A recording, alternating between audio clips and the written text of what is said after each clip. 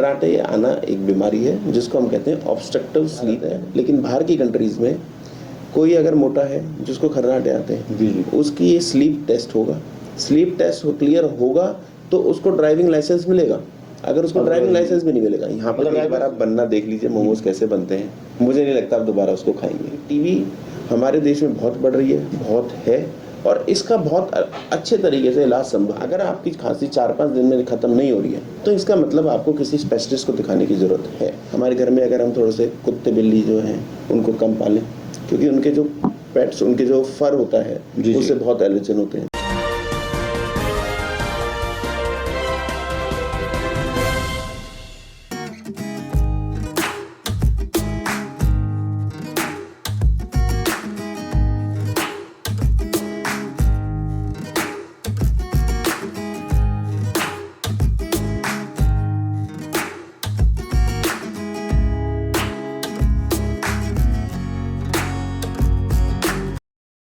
Metro press में आप सभी का स्वागत और मैं आप सभी के साथ आपका अपना नवीन गुप्ता। आज हम आपसे बात करेंगे हेल्थ को लेकर, खासतौर पे छोटे बच्चों में अस्थमा, टीबी जैसी बीमारियां बहुत ज़्यादा हो रही हैं। हम आज आए हुए हैं सेक्टर 16 स्थित मेट्रो स्पेशलिटी हॉस्पिटल में। डॉक्टर लवलीन मंगला हमारे साथ हैं जो इन बीमारियों के स्पेशलिस्ट हैं। डॉक्टर साहब आपका स्वागत है मेट्रो प्रेस में। धन्यवाद जी, धन्यवाद। बच्चों में देखने में आ रहा है कि अस्थमा की बीमारियां कुछ ज़्यादा ही हो रही हैं, टीबी की बीमारियां हैं, लोगों में सांस की बीमारियां हो रही हैं। तो आपके पास आजकल किस तरह की, जैसे बरसात का सीजन से शुरू हुआ है, तो किस तरह के बच्चों में बीमारियां ज़्यादा देखने को मिल रही हैं अस्थमा के अंदर? क्या कारण रहे हैं और क्या इनसे रोकथाम के उपाय हैं? देखिए जी, अगर हम कहें कि खाली बच्चों में, मैं ऐसा तो नहीं कहूँगा, लेकिन हाँ, बच्चे हमें थोड़े सेंसिटिव ज़्यादा होते हैं, हम उसकी तरफ ध्यान ज़्यादा देते हैं। लेकिन ये बीमारियाँ हमारे बच्चों में भी और बड़ों में भी, दोनों में ही काफ़ी पाई जा रही हैं। पहले जैसे बच्चों में पहले नहीं होती थी, अब थोड़े बच्चों में दिखाई ज़्यादा होती है। और इसमें ध्यान रखने की ज़रूरत ये है कि भाई हम डेवलप होते जा रहे हैं, पॉल्यूशन हमारे यहाँ बढ़ते जा रहा है, आपस में हमारे घर के आसपास जो चीज़ें हैं, जो एलर्जिक हैं, जो इरिटेंट हैं, वो काफ़ी ज़्यादा बढ़ते जा रहे हैं। जितना हमारे यहाँ, जैसे आप कहेंगे कि भाई इनको कैसे बचा जा सकता है, उसके लिए ज़रूरी है कि भाई हमारे घर में अगर हम थोड़े से कुत्ते बिल्ली जो हैं उनको कम पालें, क्योंकि उनके जो पेट्स, उनके जो फर होता है उससे बहुत एलर्जन होते हैं। घर में अगर कोई सीलन हो रही है तो उसको हम ठीक से उसको रिपेयर कराएं, अगर हम रिपेयर नहीं हो पा रही तो कम से कम उसके ऊपर टाइल लगवाएं। तो ये जो कुछ होते हैं जिन चीज़ों से हम अपने आप को एलर्जी से बच सकते हैं। कॉकरोचेस है, उसका ध्यान रखा जाए। रेगुलर जो है, आपको लगता है आपकी नालियों में जिनमें आपका हाथ नहीं जा रहा है, जो छुपी हुई है, उनमें रेगुलर आप स्प्रे करें। अपने जो बिस्तर हैं, बिस्तरों में भी काफ़ी ज़्यादा एक HDM मॉलिक्यूल होता है, उसकी वजह से भी कई लोगों को एलर्जी हो जाती है। तो बिस्तरों को जरूर धूप में सुखाएं, कुछ चीज़ का आपको ध्यान रखने की जरूरत है। एलर्जी के मेन कारण नहीं है। एलर्जी में अगर आपको लगता है कि भाई आप धूप में नहीं सुखा सकते हैं, तो उसके ऊपर एक HDM कवर्स आते हैं, उनको आप जरूर लगवाएं अपने, कम से कम जो बिस्तर पे बच्चे हैं या बड़े हैं जिनको इनकी इस तरह की दिक्कतें हैं। दूसरा, आजकल कबूतर पालने का, कबूतर रखने का, कबूतरबाजी का बहुत शौक है। लेकिन कबूतर की जो ड्रॉपिंग्स होती हैं वो बहुत एलर्जिक होती हैं। एक हम बीमारी कहते हैं हाइपर सेंसिटिव निमोनिया, HP, जो बहुत कॉमनली पाई जाती है, और आपको घरों में भी, कई घरों में मिल जाएंगी उस तरह की बीमारियां कि 2-2, 4-4 लोगों को इस तरह की बीमारियां होती हैं। तो उन चीज़ों से हमें बचना है, और खास तौर पर जो इनकी सफाई करवाते हैं वो है, उनमें तो बहुत ज़्यादा ही एलर्जी होती है। तो ये सब चीज़ों से हमें बचने की बहुत ज़्यादा। फिर अगर आपको पता है कि मेरे बच्चे में ये सब दिक्कत है, घर में स्मोकिंग, सिम्टम्स क्या रहते हैं इनमें? सिम्टम्स जो इनमें दिक्कतें आएंगी, खांसी की बहुत ज्यादा दिक्कत होगी। खांसी, जैसे आप कहोगे कि 3-4 दिन खांसी है, 3-4 दिन में सही हो जाएगी, इनकी खांसी जल्दी से नहीं जाएगी। इनको सांस लोग तो खांसी का सिरप ले लेते हैं, निपटा देते हैं साथ साथ। हाँ, अगर आपकी खांसी 4-5 दिन में खत्म नहीं हो रही है तो इसका मतलब आपको किसी स्पेशलिस्ट को दिखाने की जरूरत है। ये कोई एक नॉर्मल खांसी नहीं है, नॉर्मल वायरल वाली खांसी नहीं है जो मौसम बदलने में खांसी हुई हो। बहुत लोग आपको मिल जाएंगे जो अस्थमा के, या उनको बोलेंगे जैसे कि उनकी खांसी खत्म ही नहीं होती। जैसे आप कह सकते हो यार ये हमेशा ना खांसता ही रहता है, ये मौसम बदलेगा और ये लोग उससे एलर्जी करने लगते हैं, उसको दूर बनाते हैं। बच्चों के साथ होगा, खांसी होगी, उनको सांस की भी दिक्कत होगी। बड़ा तो बोल देता है, लेकिन बच्चे को इतनी जानकारी नहीं होती। वो क्या करेगा, अपना खेलना बंद कर देगा। वो बाहर क्रिकेट खेलना, बाहर फुटबॉल खेलना, या जो आउटडोर एक्टिविटीज है वो बंद हो जाएंगी। वो बैठे अपने वीडियो गेम ही खेल रहा है, उसको बोलोगे तो उसको वो बता भी नहीं पाएगा आपको। तो ये आपको माँ बाप को ध्यान रखना पड़ेगा कि यार मेरा बच्चा पहले तो खेलता था, क्यों नहीं खेल रहा है, कोई बात तो होगी जो ये। फिर जैसे वो आ रहा है तो उसको फिर सांस की कई बार आवाज आती है, बहुत ज्यादा दिक्कत होती है, तो उसको हम कहते हैं वीजिंग। इस तरह से इस तरह से कई बच्चों में दिक्कतें इस तरह की साउंड्स भी आती हैं जिसको हम कहते हैं वीजर। जी जी। तो इन चीजों का आपको माँ बाप को ही थोड़ा सा तत्पर रह के ध्यान रखना पड़ेगा कि मेरे बच्चा ऐसा क्यों नहीं कर रहा है, क्या दिक्कत है इसके साथ। एक आजकल देखने में आ रहा है कि लोग गाड़ियां चलाते हैं, गाड़ियां चलाते सो जाते हैं, सोते हैं रात को खर्राटे बहुत तेज आते हैं, क्या कारण है इसका? पहले तो जैसे अगर हम मुझसे पूछो तो पहले तो खर्राटे आते तो हम कहते थे तो बहुत अच्छी नींद ले रहा है। लेकिन थक के सोया, आराम से थक के सोया, बहुत अच्छी नींद ले रहा है यार, इसका तो आज मतलब कोई मेहमान आया आपके यहाँ खर्राटे मारा तो आप कहते थे चलो हमने मेहमानबाजी अच्छे से करी है। लेकिन खर्राटे आना एक बीमारी है जिसको हम कहते हैं ऑब्स्ट्रक्टिव स्लीप एपनिया जी। इसमें क्या होता है कि आपकी जो यहाँ पे सांस की जो नली है वो मैं मोटा मोटा लैंग्वेज में वो दब जाती है। अच्छा। उसकी वजह से आपकी सांस पूरी नहीं आ पाती और आपकी जो ऑक्सीजन की जो सप्लाई है बॉडी में वो कम हो जाती है। उसकी वजह से आपकी जो डीप स्लीप होती है, एक जिसको हम रैम स्लीप कहते हैं, वो पूरी तरह से नहीं हो पाती। तो वो जब नहीं होने की वजह से ये लोग हैं दिन में सोते रहेंगे। इनफैक्ट ये कभी भी आप इनको बोल दो कोई अच्छे सा सोफा दे दो, टीवी चल रहा हो, ठंडा मौसम हो, वहां पे ये फट से सो जाएंगे, मार के सो जाएंगे। ये बीमारी कभी कभी इतनी भी बढ़ जाती है कि ये गाड़ी चलाते चलाते सो जाता है। आजकल देखा जाता है कि एक्सीडेंट बहुत होते हैं, गाड़ी चलाते में झपकी आई या नींद आई और सो गया आदमी। तो इन लोगों में ये चीजें देखें। अगर आप पूछोगे तो भारत है, लेकिन बाहर की कंट्रीज में कोई अगर मोटा है जिसको खर्राटे आते हैं, उसकी ये स्लीप टेस्ट होगा। स्लीप टेस्ट क्लियर होगा तो उसको ड्राइविंग लाइसेंस मिलेगा। अगर उसको ड्राइविंग लाइसेंस भी नहीं मिलेगा, यहाँ पर ड्राइविंग लाइसेंस लेने के लिए वो जरूरी है स्लीप टेस्ट। बाहर की कंट्रीज में, भारत में तो देखो सबसे भारत में अलग चीज है। लेकिन हमारे पास भी पेशेंट तभी आके मिलता है इनसे जब कोई एक्सीडेंट हो गया, उसको लगा रहा है मैं गाड़ी चलाते चलाते कैसे, कोई मैं अपना काम कर रहा हूँ जिसमें मेरे को बहुत एनर्जी चाहिए और मैं उसको बहुत टेंशन में हूँ या मैं बहुत सोच रहा हूँ, उसको करते करते भी अगर मैं सो गया तो इसका मतलब कहीं ना कहीं मेरी नींद पूरी नहीं हो रही है।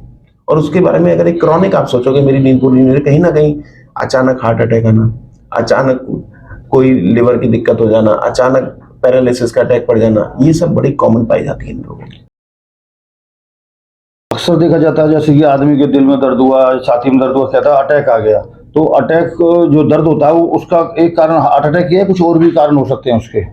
आपको कुछ चीजें समझने की जरूरत है कि भाई जो हमारी जो छाती है, छाती में इस तरफ हमारा थोड़ा सा एक दिल है, उसमें यहाँ पे दर्द इधर और ये यहाँ से इस तरफ आ रहा है। बहुत सी बार गैस का दर्द होता है लेकिन उसको कोई अटैक मान लेता है या डॉक्टर जबरदस्ती एडमिट भी कर देते हैं। इस बार का भी केस आते हैं सामने, लेकिन अमूमन गैस के दर्द भी होते हैं। इसमें गैस के भी दर्द होंगे, वो इस तरफ होंगे, आपके बीच में होंगे, आपके कोई सिम्टम्स होंगे, बार बार आपको गैस की दिक्कत हो रही है। लेकिन कई बार ऐसा भी होता है लोग गैस की ही सोचते रहते हैं और वो हार्ट अटैक लापरवाही मान जाते हैं।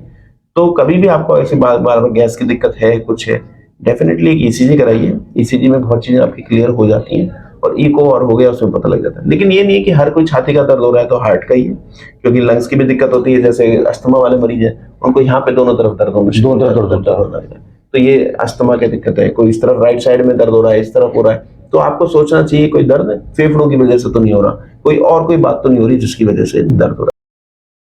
टीबी एक जानलेवा बीमारी कही जाती है। टीबी कितने प्रकार की होती है और क्या सिम्टम्स होते हैं इनके? बहुत अच्छा क्वेश्चन पूछा है आपने, क्योंकि आजकल टीबी के बारे में गवर्नमेंट ऑफ इंडिया भी बहुत मेहनत से लगी, प्रधानमंत्री भी काफी ध्यान है और उन्होंने एक टारगेट भी सेट कर रखा है कि भाई हमें टीबी से मुक्त होना है।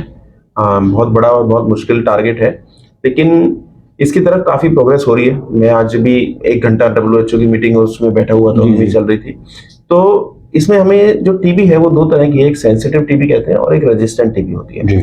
जो सेंसिटिव हो गई, जो हमारी नॉर्मल जो बेस्ट ड्रग्स हैं उनसे जो उसका इलाज संभव है, और जिनका उनसे इलाज संभव नहीं है उसको हम रेजिस्टेंट टीबी कहते हैं। जी। तो सेंसिटिव टीबी का इलाज थोड़ा सा आसान है, वो 6 से 9 महीने का कोर्स होता है, 6 महीने में खत्म हो जाती है। जी। और जो दूसरी टीबी है उसका कोर्स अलग तरीके से लंबा हो जाता है और उसकी दवाइयां भी कुछ अलग चलती हैं।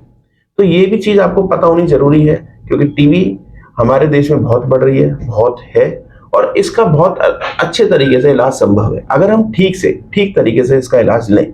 जहां हमने इलाज में कोई वो छोड़ी, इलाज ठीक से नहीं लिया, क्योंकि 6 महीने का तो कम से कम इलाज होता ही है। लोग उसको 2 महीने में, महीने भर में सही हो जाते हैं, उसके बाद कहते हैं मैं ठीक हूँ, या छोड़ दिया, दवाइयां छोड़ देते हैं। हमको लापरवाही आ जाती है सामने कि ठीक हो गया चलो अपना चलो। या फिर कुछ लोगों को, क्योंकि टीबी की दवाइयां थोड़ी गर्म होती हैं, अगर कई बार वो कुछ लोगों में थोड़ी सी दिक्कतें करती हैं, और हर एक में तो नहीं कहूंगा लेकिन कुछ में करती हैं। वो क्या होता है, अरे दवाई बेकार है और दवाई छोड़ दी, और वो फिर कहीं ना कहीं वो केस खराब हो ही जाता है। आजकल आपके यहाँ पे जो ओपीडी में कितने बीमारियों के लोग मरीज ज्यादा आते हैं, मतलब किस टाइप की बीमारियां उनमें ज्यादा होती हैं? हमारे जो पास जो पेशेंट ज्यादा आते है हैं। अस्थमा के मरीज, फेफड़ों में पानी भर जाना, टीबी के मरीज, निमोनिया के मरीज, इस तरह मरीज हमारे पास काफी ज्यादा आते हैं। और तो हमारे पास थोड़े बहुत कैंसर के मरीज उस तरह के भी आते हैं, लेकिन जो अस्थमा वाले मरीज हो गए, हमारे टीबी वाले, उनकी फेफड़ों में संख्या ज्यादा है। उनकी संख्या काफी ज्यादा हो गई है। एलर्जी काफी बढ़ चुकी है, अस्थमा और ये सब काफी बढ़ रही है। इन्वायरमेंट दिन पे दिन बढ़ता जा रहा है। फरीदाबाद में पहली बार 49 डिग्री तक टेम्परेचर पहुंचा है। इन्वायरमेंट से पोल्यूशन भी काफी, फरीदाबाद तो नंबर 1 2 सिटीज में रहा पूरे देश के अंदर, वर्ल्ड के अंदर। तो ऐसे में आप लोगों से क्या अपील करेंगे कि लोग स्वस्थ रहें और डॉक्टर की जरूरत ना पड़े? हालांकि आपका तो चलो डॉक्टर को पेशा है, लेकिन डॉक्टर की जरूरत ना पड़े। नहीं, एक डॉक्टर के पेशे में एक ये भी है कि प्रिवेंशन भी जरूरी है, अब बचा के भी रखना है। वो चीज मैं जानना तो बचा के, जैसे मैंने कुछ आपको एलर्जी की चीजें बताई, उनका ध्यान रखें। आजकल जैसे जो हमारे यहाँ पे फास्ट फूड खाने का शौक बहुत है, आप किसी पे भी चले जाओ, हर दूसरे तीसरे दिन कोई मतलब बहुत फैमिलीज हैं जो हर दूसरे तीसरे दिन बाहर जाती है खाना खाने। बाहर जाएंगे तो उसमें पिज्जा, बर्गर, जैसे मोमो आजकल बहुत चल रहा है। मोमो पे लड़कियों का खासतौर पर ध्यान रहता है, वो भी मतलब कितना नुकसानदायक है। उसके अंदर कोई बताते हैं फ्लेवर जहर की तरह होता है, लेकिन उसको स्वाद ऐसा होता है कि लोग खाए जाते हैं उसको। एक बार आप बनना देख लीजिए मोमोज कैसे बनते हैं, मुझे नहीं लगता आप दोबारा उसको खाएंगे। और फिर उसमें है क्या, मतलब अगर आप मुझसे पूछे तो। और फिर मैं आज आप और मैं खाता नहीं, इसलिए मैं पूछ रहा हूँ क्या लेकिन उसमें देखिए सिर्फ कुछ नहीं है, मैदा है अंदर, एक उसमें गोभी या पनीर या जो भी आप खाते हैं उस तरह से चीजें हैं, और एक जगह बनते हैं, वो लोग कोल्ड स्टोरेज में रख देते हैं, उसके बाद वो जगह जगह सप्लाई होती रहती है। मोमोज से रिलेटेड हर महीने हमारे पास कोई ना कोई जरूर इन्फेक्शन लेके, निमोनिया लेके कोई ना कोई हमारे पास जरूर आता है। और ये जो दिक्कतें हैं, ये इस तरह के जो खाने हैं, ये कहीं आपको नहीं ले जा रहे, ये आपको नुकसान ही करेंगे। हमारा जो अपना खाना है, जो हमारे एनवायरनमेंट को सूट करता है, उससे बेहतर कुछ भी नहीं है। हम इन चीजों को, पिज्जा हो गए, बर्गर हो गए, जो भी हमारी फास्ट पटाटो चिल्ली, ये सब भी देखिए कहीं ना कहीं ये सब नुकसान देंगे। आप वही टेस्ट आपको और चीजों में भी मिल जाएगा। आप आलू ले लो तला हुआ, घर की और भी चीजें ले लो, जहाँ पे भी साफ सुथरा। और आदमी ना जीभ पे जो स्वाद चढ़ जाता है, उसके लिए लोग ज्यादा परेशान हैं कि स्वाद चढ़ गया।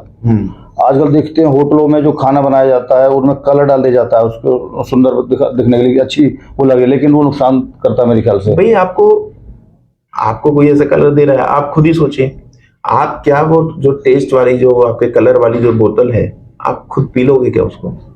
आपको वो खाने में पनीर की सब्जी में डाल के दे रहा है, बस वो सुंदर दिखाने के लिए, सिर्फ अच्छी लगे, बस लगे, तो आपको क्या उसको खुद ले लेंगे क्या, आप पी लेंगे ऐसे? आप अगर मैं बोतल आपके आगे रख दूं कि भाई ये टेस्ट, ये ले पी लो इसको, तो आप पियोगे कि नहीं पियोगे? मतलब कुल मिला किया है कि अगर जो बनती हुई चीज आदमी देख ले तो वो उसको खाने से परहेज करना सीख लेगा। यही है ना, मोटा मोटा सा तो यही आ गया। जनता से क्या अपील करना चाहेंगे आप एज ए डॉक्टर? मैं क्योंकि चेस्ट का डॉक्टर हूँ, पल्मोनोलॉजी में जो मेरी जो प्रैक्टिस है, मैं उसी से रिलेटेड कहूँगा कि इस तरह की जो बीमारियां हैं काफ़ी ज़्यादा बढ़ रही हैं, इन पे थोड़ा सा अपना ध्यान देने की ज़रूरत है।